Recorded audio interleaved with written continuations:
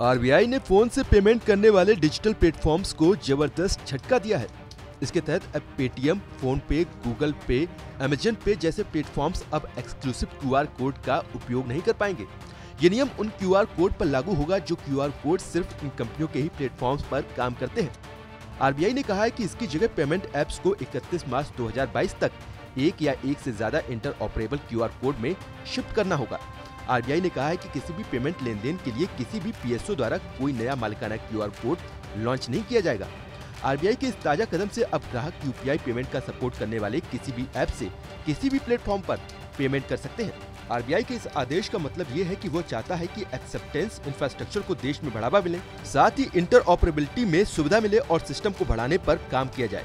हालांकि कई सारे पीएसओ ने पहले ही इंटर ऑपरेबल क्यूआर कोड पर अमल कर लिया है, पर अभी भी कई सारे पीएसओ ऐसे हैं जो पेमेंट के ट्रांजैक्शन के लिए मालिकाना क्यूआर कोड का इस्तेमाल कर रहे हैं। आरबीआई ने कहा है कि यूपीआई क्यूआर और भारत क्यूआर आगे भी जारी रहेंगे। साथ ही पीएसओ को भी इंटर ऑपरेबल जागरूकता बढ़ाने की दिशा में पहल करनी चाहिए। आरबीआई ने कहा है कि इंटर ऑपरेबल क्यूआर कोड्स का स्टैंडर्डाइज और सुधार का प्रोसेस लगातार जारी रहेगा।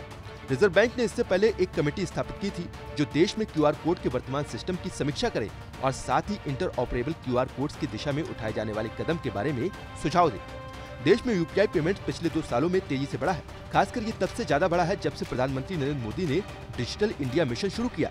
भारतीय रिजर्व बैंक के आंकड़ों के मुताबिक वित्त वर्ष 2018 से 2020 के दौरान यूपीआई से लेन देन का वॉल्यूम करीबन 13 गुना बढ़ा है, जबकि इसकी वैल्यू 20 गुना बढ़ी है। इसी साल अगस्त महीने में नीति आयोग के सीईओ अमिताभ कांत ने एक ट्वीट में कहा था कि यूपीआई से लेन देन सालाना आधार पर 18 अरब को पार कर गया है। इंटरऑपरेबिलिटी की वजह से आम लोगों को आसानी होगी और पेमेंट सिस्टम भी पहले की तुलना में बेहतर होगा।